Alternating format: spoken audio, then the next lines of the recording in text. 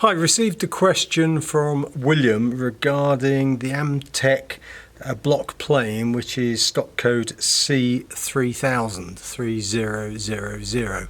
William's question was he's been unable to adjust it. So this video is just to show the very easy steps required to make the plane work as it should. William, the plane has one adjusting screw here, this blue one. If you turn it anti-clockwise, quite a few turns, you can remove, this part's called the cap iron, okay?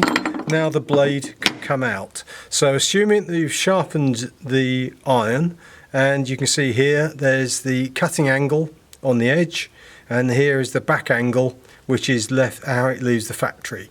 So you need to make sure you've sharpened it properly, okay? So holding the body of the iron, slide the cutting blade underneath this bar, and so it's just protruding through here, and we'll deal with that in a bit more detail when we've assembled it. Take the cap iron and insert it through. You may have to adjust it a bit more so it slides under and secures the blade. So get it aligned like this. Now turn this blue knob clockwise till it starts gripping the blade. Don't over tighten it though at this stage. What you need to do is make sure the blade is sticking through the mouth, which is this piece here in the sole, in the body, the sole of the plane. And what you need to do is check, if I turn it around this way, you need the blade to be parallel in the slot. So not over at an angle either way, not like that, not like that. And so you need to get it so it's just sticking through about probably just under a millimetre.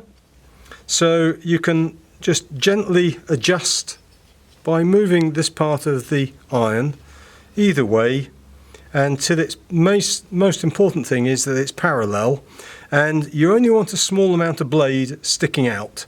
So once you're like that, tighten the blue knob, not too tight because it's just clamping down on the blade against the steel part here. You've now got the plane ready to use. If you want to take off a bit more of a shaving of wood, you can slacken it and tap it through. You can actually either tap it with your hand or the end of a small hammer, but always make sure that it's parallel and sticking through like that. As I say, this is only a small plane, so if you set it to cut too deep, it's going to probably stall on you. So if you were doing the edge of a piece of pine or a piece of laminate, keep it fairly fine on the adjustment. So I hope that helps. For any other guidance on tools for the home, garage and garden, please go to amtechdiy.com.